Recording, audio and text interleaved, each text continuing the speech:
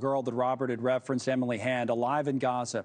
How should Israel go about trying to rescue someone like her? Here with more on that tonight is David Dezso, a former U.S. Army Special Operations Green Beret. David, also the founder and CEO of Banyan Risk Group. And as I said to Robert, David, it's some story, but it gives us this opportunity to have a conversation that we haven't had in a while when we've been focused on the ground operations in Gaza, and that is, how do you rescue these hostages in this type of situation? Is it even plausible?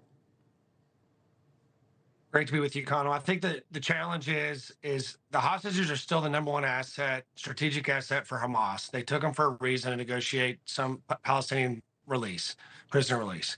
So #2, as they forecast the invasion of Israel's ultimate invasion, which has occurred recently, now you're going to see two different things. I think you're going to see the hostages be moved to the south. They don't want a rescue attempt to be successful on Israel's stance, so they're going to most likely keep moving those hostages, move them out of the target areas, and they're going to have to pick up the guns and fight Israel as they move in. So I think the Hamas's perspective is going to change slightly, but I also think that due to the delay, we're not seeing any hostage release other than those 4 women.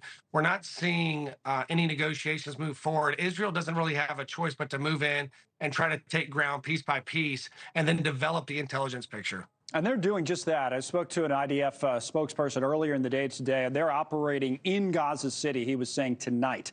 We talked about the fact that they had encircled it, pretty much surrounded the city, but he said, yeah, in certain neighborhoods of Gaza, there's urban combat underway right now. So you're saying that the hostages were probably moved. I mean, Gaza's pretty much been cut in half, right? Where the northern part of it, Israel's got Gaza City surrounded, and they're fighting in the city.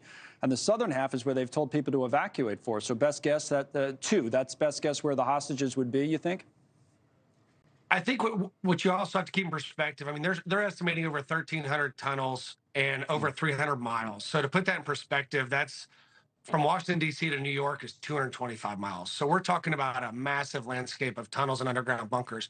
So if you were prizing these hostages for your ultimate negotiations, you can't have them killed or taken advantage of. So you have to move them to a safe place, but also somewhere where you can leave them bunker with few resources to protect them, because as we know, there's not that many Hamas fighters to do a prolonged war, so they're going to need every fighter they can get to deal with Israel's invasion, which is going to be very robust capability-wise. You're going to have air, land, and sea power right there. So, final point. I mean, this father and this story got so much attention largely because of this father's comment at the beginning, saying literally, you know what? Given everything that my family was up against, I would be happy if my daughter died as opposed to being taken hostage by Hamas. If she is still alive, it sounds like what you're saying is the hope of a rescue for her or anybody else is pretty dim. Is that what you're saying?